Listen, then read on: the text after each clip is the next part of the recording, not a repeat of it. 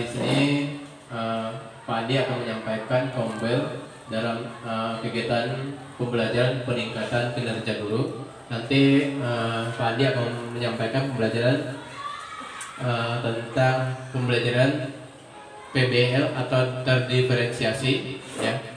Di sini nanti apa yang disampaikan Pak Andi nanti bisa kita dengarkan, ya, karena ini untuk peningkatan kinerja guru juga, ya.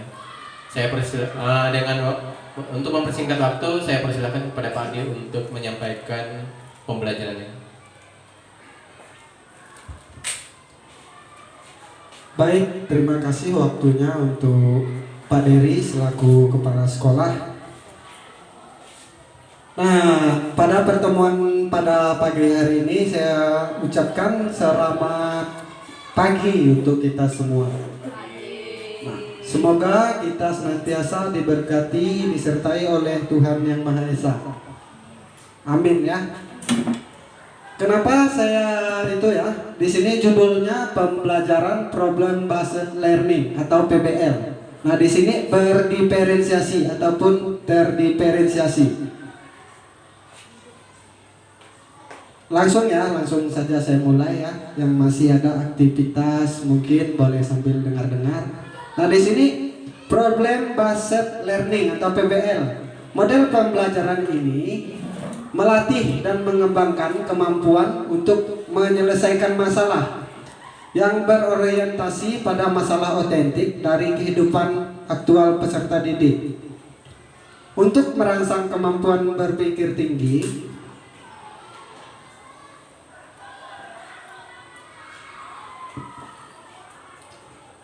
kondisi yang tetap harus dipelihara adalah suasana kondusif di dalam kelas. Nah, jadi tujuan pembelajaran berdiferensiasi ini adalah agar pembelajaran di kelas kita itu kondusif, kemudian terbuka, adanya negosiasi, kemudian demokratis.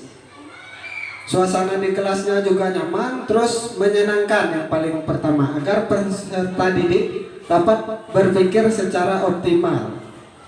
Kemudian problem based learning atau PBL dipilih karena memiliki beberapa keunggulan, di mana dapat mendorong peserta didik untuk berpikir kritis dan kreatif.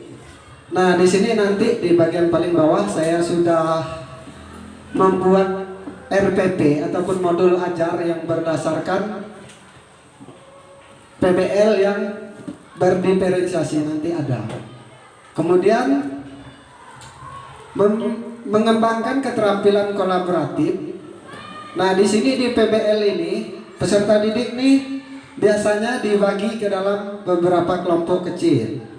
Nah, di kelompok kecil itu nanti kita petakan kemampuannya. Misalnya nih, saya kebetulan guru olahraga. Nah, dalam pembelajaran basket, misalnya anak yang cuma bisa dribble ataupun memantulkan bola itu dibedakan dengan anak yang sudah bisa melakukan permainan bola basket secara 3 lawan 3 ataupun 5 lawan 5. Kita pisah berdasarkan tingkatan kemampuannya. Boleh Bu, ke bawah.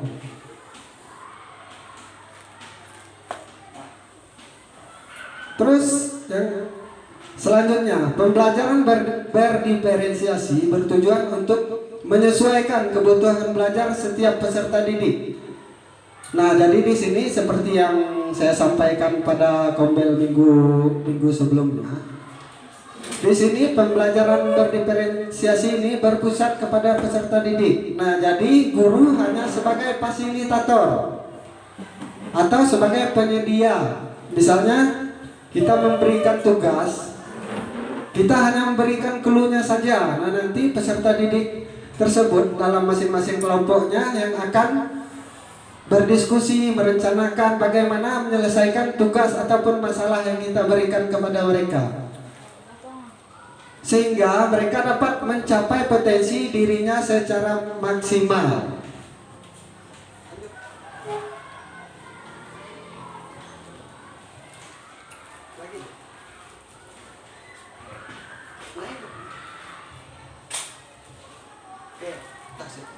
Pembelajaran berdiferensiasi penting karena untuk meningkatkan hasil belajar siswa keterlibatan seluruh siswa ataupun peserta didik, meningkatkan inklusivitas, membangun pemahaman yang bermakna dan dapat diingat sepanjang hayat, dan membangun toleransi terhadap keberagaman.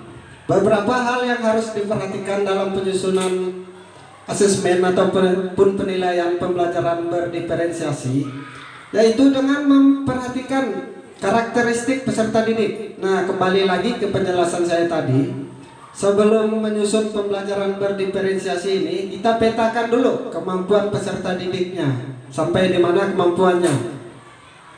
Tidak boleh kita membuat ataupun merancang pembelajaran tanpa memperhatikan kemampuan mereka. Misalnya nih, kembali lagi, ini saya jelaskan di bola voli. Misalnya dia cuma bisa servis bawah ataupun passing bawah. Nah, kita memaksakan dia untuk melakukan servis atas, kemudian untuk passing atas. Itu kan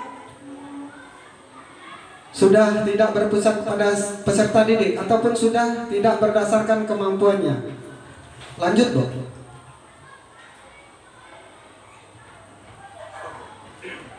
Dengan pembelajaran problem based learning atau PBL berdiferensiasi, kita sebagai guru dapat menyesuaikan pembelajaran berdasarkan minat dan kesiapan belajar peserta didik. Nah, di sini seperti yang saya jelaskan tadi, disesuaikan dulu dengan minat atau kemauan mereka. Kemudian kita memfasilitasi kegiatan pembelajaran secara individu atau berkelompok. Biasanya sih kalau PBL itu dikelompokkan dari kemampuan masing-masing peserta didik. Ada yang pengetahuannya masih awal sekali, ada yang menengah, ada yang sudah mahir. Nah, kemudian dari hasil tersebut dapat kita melakukan asesmen sumatif dan formatif. Nah, sebentar lagi kan kita akan melaksanakan penilaian sumatif akhir semester. Nah, ini termasuk juga ke dalam PBL.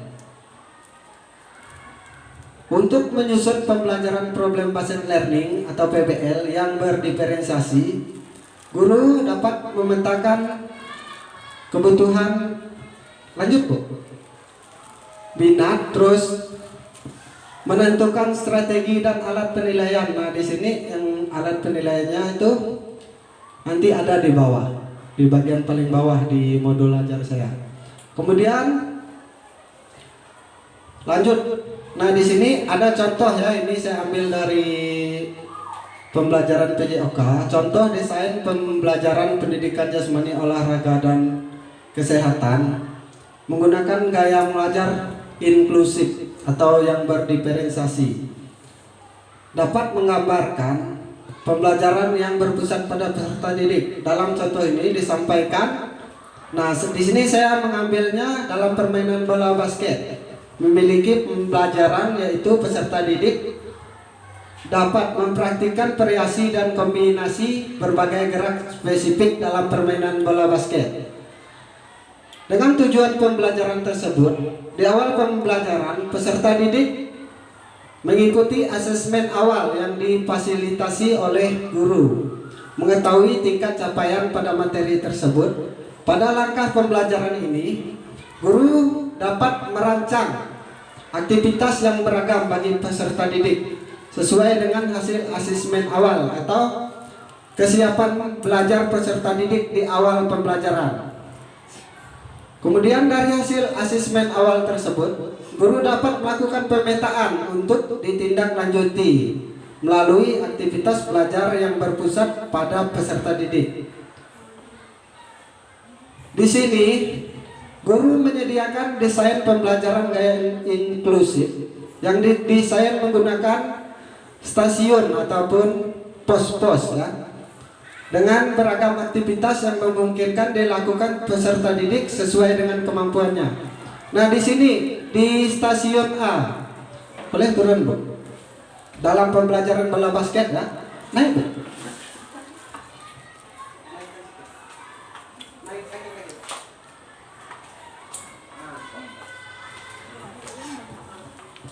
Nah, di sini saya mengambil 3 stasiun yaitu A, B, dan C berdasarkan pemetaan hasil atau kemampuan belajar peserta didik di awal.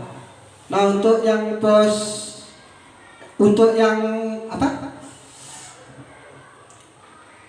stasiun A ya, untuk yang stasiun A di sini ada pos A1 dan A2.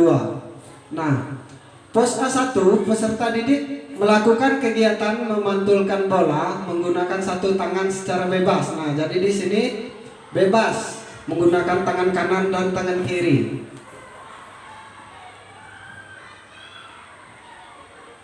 Nah, ini dapat dilakukan untuk peserta didik yang kemampuannya rendah, atau yang saya bilang tadi kan ada rendah ataupun kurang, ada yang menengah, ada yang sudah mahir ataupun yang sudah bisa. Kemudian tujuannya adalah peserta didik mampu secara sadar memegang, menguasai bola.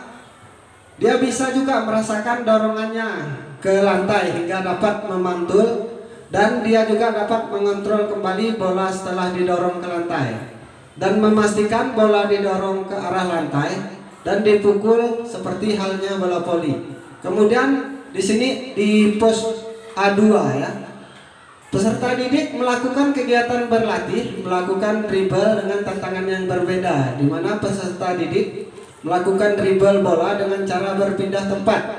Nah, jadi dia dribblenya jalan, tidak seperti di pos A1.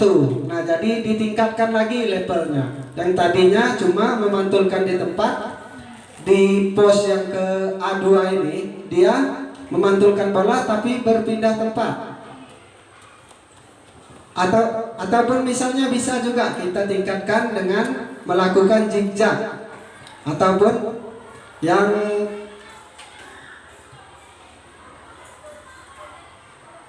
kemudian yang B, yang di B ya, di sini ada pos B1. Nah, di sini untuk kemampuan yang sedang ataupun yang sudah lumayan bisa tapi belum terlalu mahir. Peserta didik melakukan salah satu gerakan mengumpan.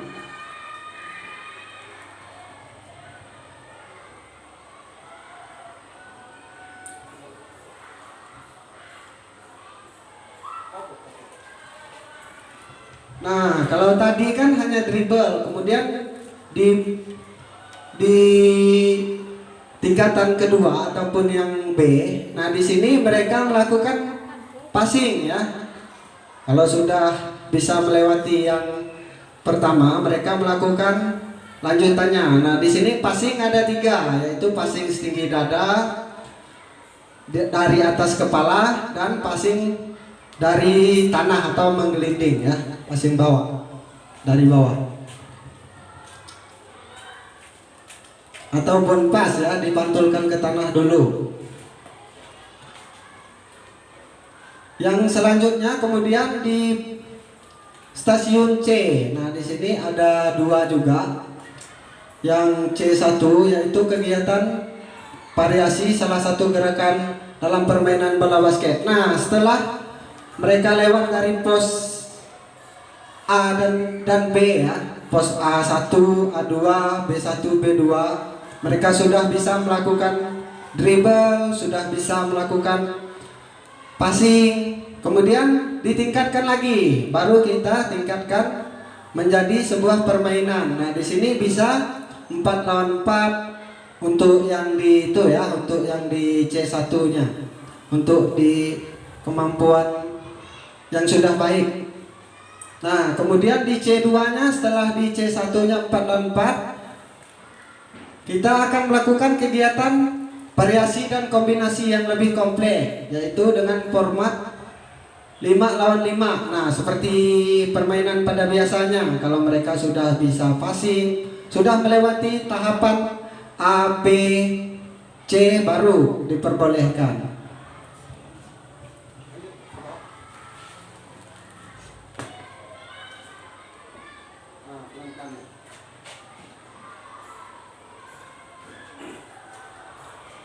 Nah, ini rencana pembelajaran atau RPP ya, atau modul ajar. Nah, mungkin nanti Bapak Ibu bisa memperhatikan di RPP atau modul ajar yang saya buat ini. Misalnya ada kekurangan, oh Pak, ini kurangnya di sini. Terus siswa di sini seperti ini. Jadi harus disesuaikan ya dengan kemampuan peserta didik. Kemudian yang pertama, kompetisi dasar. Nah, di sini memahami salah satu gerakan. Nah, di sini saya ambilnya senam lantai ya, roll depan. Kemudian mempraktikkan salah satu gerak dasar senam lantai ya, yaitu guling depan. Kemudian yang kedua, tujuan pembelajaran. Nah, setiap kita membuat modul ajar ataupun RPP pasti punya tujuan ya, yang ingin dicapai. Melalui kegiatan pembelajaran di kelas menggunakan pendekatan saintifik dengan metode demonstrasi, ceramah, penugasan dan model pembelajaran PBL tadi ya, serta menggunakan media buku paket. Kemudian gambar, slide, video dan berdiferensiasi konten. Nah, kemudian lanjut Bu. Nah, yang diharapkan dari pembelajaran, murid dapat menunjukkan sikap religius seperti berdoa, bersyukur, dan berperilaku baik. Kemudian yang kedua, murid dapat menunjukkan sikap jujur, disiplin, tanggung jawab, santun, peduli, kerjasama, dan percaya diri, serta memiliki keterampilan berpikir, kreatif, produktif, kritis, mandiri, kolaboratif, dan komunikatif. Kemudian yang ketiga, tujuan pembelajarannya. Murid ataupun peserta didik A dapat menjelaskan kepada peserta didik B cara melakukan guling depan yang baik dan benar. Kemudian yang keempat, murid A dapat menganalisis murid B tentang guling depan yang baik dan benar. Kemudian murid A dapat menyajikan gambaran kepada murid B tentang role depan yang baik dan benar. Nah, setelah kita melakukan pembelajaran, nanti kita berikan kesempatan untuk peserta didik dia untuk menilai temannya sendiri ya, ataupun menyajikan gerakannya kepada temannya sendiri. Nah, salah satu temannya itulah yang akan menilai nanti. Kemudian ada langkah-langkah kegiatan, pelan-pelan Bu. Ini tidak saya baca ya, boleh lihat pelan-pelan.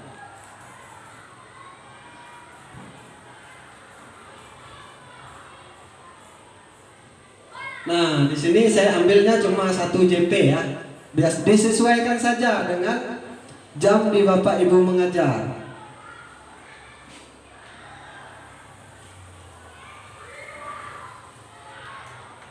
Nah, ini tadi nih yang saya bilang tadi nih tentang pembelajaran yang berdiferensiasi. Yang pertama itu mengamati, kemudian yang kedua menanya, yang ketiga menalar, yang keempat mencoba. Nah, jadi di sini murid akan mencoba gerakan roll depan tadi ya, sesuai dengan modul atau RPP di atas tadi.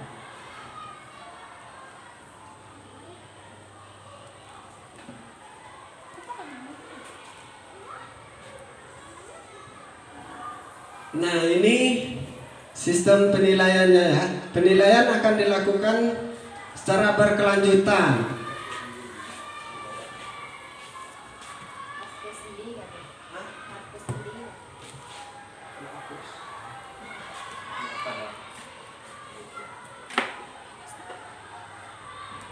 Nah, ini tadi yang saya bilang tentang penilaiannya. Nah, ini contoh penilaian yang berdiferensiasi ya.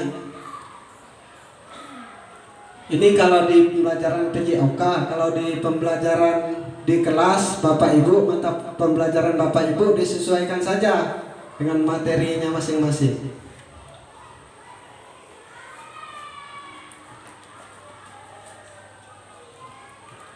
Nah, tadi kan tugas pengamatan dari kita ya, yang ini tugas kita memberikan checklist. Nah, di sini nama siswa, tanggal kita melihatnya, hasilnya seperti apa. Di sini saya mengambil 3 kriteria penilaian ya. Mereka dapat mengidentifikasi roll depan atau guling depan dengan koordinasi yang baik. Kemudian yang kedua, menganalisis guling depan. Nah, tadi mengidentifikasi, sekarang penilaian kedua mereka menganalisis. Kemudian yang ketiga, setelah mereka mengidentifikasi, menganalisis, mereka menyajikan gerakan guling depan dengan koordinasi yang baik. Nah, ini juga nih. Ini tugas ya, selain kita melihat tugas geraknya, kita juga melihat kemampuan berpikirnya atau kognitifnya. Nah, jadi di sini kita berikan soal bebas, Bapak Ibu mau buat 3 soal, 5 soal, 10 soal, sesuai dengan materi yang disampaikan. Mungkin sekian yang dapat saya sampaikan tentang pembelajaran berdiferensiasi menggunakan PBL yang berdiferensiasi. Mungkin ada sanggahan ataupun saran apabila ada yang kurang yang ditambahkan nih dalam PBL, ataupun mungkin ada yang sudah pernah mengikuti pelatihan tentang PBL di tempat lain mungkin.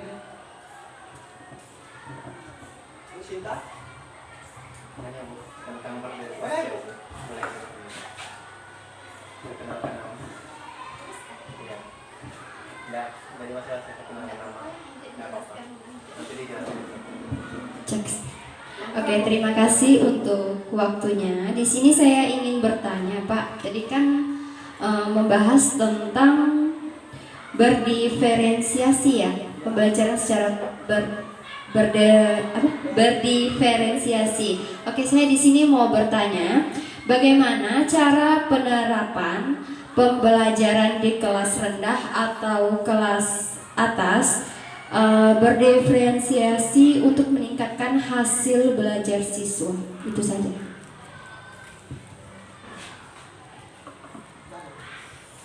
Oke, disimpan dulu ya. Yang lain mungkin Pak Herman, boleh Pak?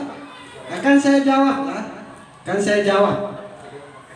Tapi sepengetahuan saya ya, mungkin nanti kalau misalnya ada kekurangan dari jawaban saya, nanti bisa kita cari atau tambah bersama-sama. Inilah gunanya masukan dan saran ya, untuk perbaikan pembelajaran ke depannya.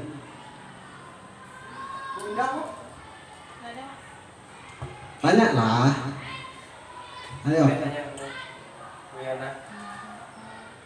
Bu Yona tadi mau tanya apa Bu Yona?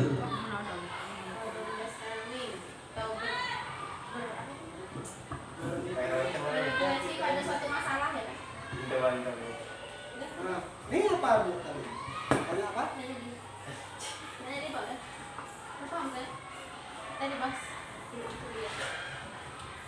Nah, baik, saya akan mencoba menjawab dari pertanyaan ataupun masukan dan saran dari Bu Sinta. Nah, bagaimana penerapan di kelas rendah? Nah, di sini di kelas rendah atau kelas tinggi ya, tentang pembelajaran yang terdiferensiasi ataupun berdiferensiasi ya. Nah, sebenarnya ini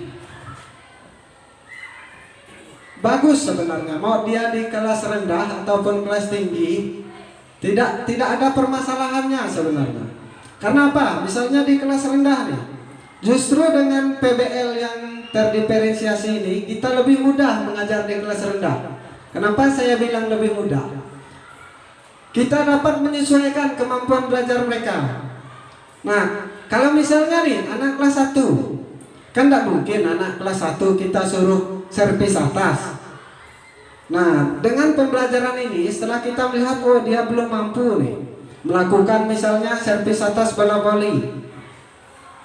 Nah, kita petakan kemampuan, bukan kekuatan ya, kemampuannya.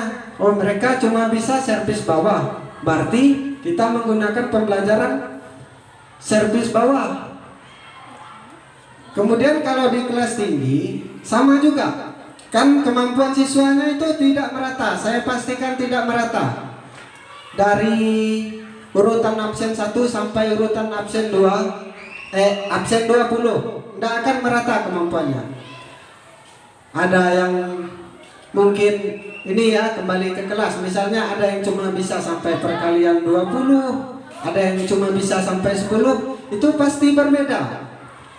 Karakter ataupun kemampuan berpikirnya pasti berbeda. Nah, dengan pembelajaran berdiferensiasi ini, Bapak Ibu ataupun kita semua sebagai guru dapat memetakan, tidak memaksakan kemampuan siswa.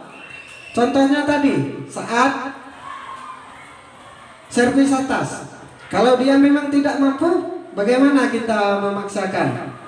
Bisa kita terapkan, tapi menggunakan media atau metode yang kita gunakan itu dirubah. Tidak harus disamakan dengan peserta yang memang sudah bisa ataupun yang sudah mampu. Nah, misalnya nih, yang sudah bisa, ini saya ambil contoh di kelas tinggi ya Bu. Pada saat pembelajaran bola voli, materinya servis atas. Nah, kalau yang biasanya, yang sudah bisa, boleh dia melakukan servis atas dengan bola voli sungguhan ya, ataupun yang benar-benar bola voli.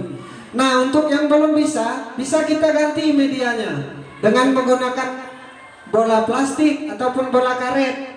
Nah, meskipun dia berbeda dari temannya, tapi materi pembelajaran yang akan disampaikan itu tersampaikan kepada peserta didik tersebut. Meskipun dengan praktek yang berbeda, tapi pengalaman belajarnya dengan teman-temannya itu sama. Itu tujuan dari pembelajaran terdiferensiasi. Di kelas rendah pun sama penerapannya. Mungkin Bu Sinta ada tambahan Bu? Sekian sih Bu yang dapat saya jelaskan Bu.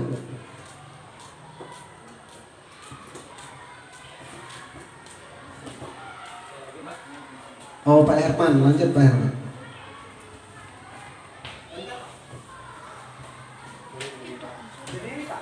Baik, terima kasih atas waktu dan kesempatannya. Perkenalkan, nama saya Ferdinando Sarmanto.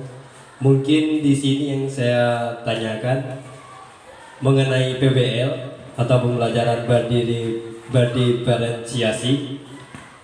Pertanyaannya, pembelajaran ini apakah masuk dalam kurikulum Merdeka atau masih dalam kurikulum K13? Dan yang kedua, dalam pembelajaran tersebut, apakah titik fokusnya itu diserahkan kepada siswa ataukah melalui guru itu? Mungkin itu yang menjadi pertanyaan saya. Sekian dari saya, terima kasih.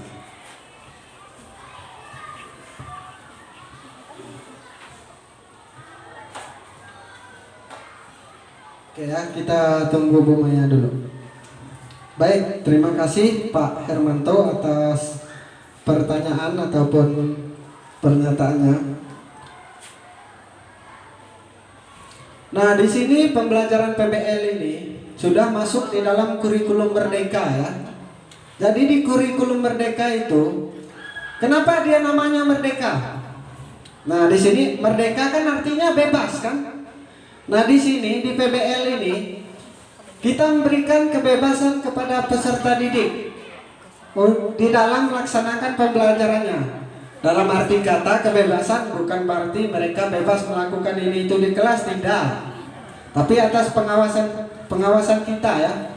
Kenapa di sini PBL itu masuk di kurikulum Merdeka? Karena di PBL ini yang pertama-tama harus kita perhatikan itu apa? Kemampuan belajar mereka. Kan seperti yang sudah saya jelaskan kepada Bu Sinta tadi.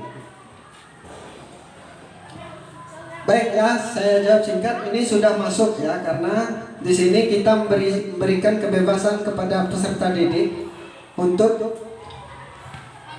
memilih minat dan bakatnya ya, sesuai dengan belajar sesuai minat dan bakatnya. Kemudian yang kedua ya, sambungan pertanyaan yang kedua, titik fokusnya ya Pak, kepada murid ataupun kepada guru. Nah, di sini di pembelajaran PBL ini, guru itu sama ya, di kurikulum Merdeka sebenarnya guru itu bukan center pembelajaran ya Pak Deria, bukan pusat pembelajaran lagi, tetapi siswa yang menjadi pusatnya. Kalau di kurikulum Merdeka yang saya pelajari dari berapa modul dari itu, sekarang yang menjadi pusatnya itu siswa, guru itu hanya memfasilitasi ataupun sebagai fasilitator. Nah misalnya nih Pak Hermanto misalnya, saya anggaplah ya mengajar olahraga ya. Nah misalnya nih Pak Hermanto, lihat dulu sebelum pembelajaran, misalnya pembelajaran passing sepak bola. Nah passing sepak bola nih Pak Hermanto tidak perlu harus mencontohkan dulu. Bisa Pak Hermanto beri tugas kepada mereka, bebas mereka mau carinya itu dari video kan, dari buku paket, bebas. Nah setelah itu mereka kita suruh dulu untuk memperagakan ataupun mempraktekkan gerakan passing tadi. Nah setelah mereka memperagakan, baru kita sebagai guru mengarahkan, kita lihat, oh tadi yang kamu lakukan itu salah ataupun masih kurang ini. Misalnya dia passingnya misalnya tidak lurus, oh biar lurus seperti ini. Jadi hanya sebagai pengarah ya. Kalau zaman dulu masih K13, masih KTSP kan guru harus mencontohkan ataupun memberi materi dulu. Nah kalau di Kumer ataupun kurikulum Merdeka ini tidak ya. Tapi dalam arti kata tidak ya, kita sesuaikan juga dengan kemampuan peserta didiknya. Tadi di sini yang menjadi pusatnya itu peserta didik. Mungkin sekian Pak yang dapat saya sampaikan. Mungkin Pak Kepsek ada Pak masukan? Cukup ya Bu Maya, cukup Bu? Baik, terima kasih saya ucapkan kepada rekan-rekan Dewan Guru yang sudah hadir di kombel ataupun materi hari ini ya, tentang pembelajaran yang berdiferensiasi. Nah mungkin ada beberapa yang berhalangan karena ini juga kan hari Jumat, jadi yang non-muslim tadi seperti Pak Heru dan yang lainnya mungkin udah ada yang pulang, tapi tidak apa-apa ya. Mungkin sekian yang dapat saya sampaikan. Terima kasih Bu Sinta, Pak Herman tentang pertanyaan, kemudian masukan dan sarannya. Kurang dan lebihnya saya mohon maaf. Mungkin nanti kalau misalnya ada masukan nanti akan saya coba share di grup ya, RPP atau modul ajarnya ya. Siapa tahu Bapak Ibu mau menggunakannya lah sebagai contoh ataupun sebagai acuan dalam membuat modul ajar yang berdiferensiasi ya, terutama dalam PBL yang berbasis masalah. Mungkin sekian yang dapat saya sampaikan. Terima kasih. Saya kembalikan kepada Pak Kepala Sekolah.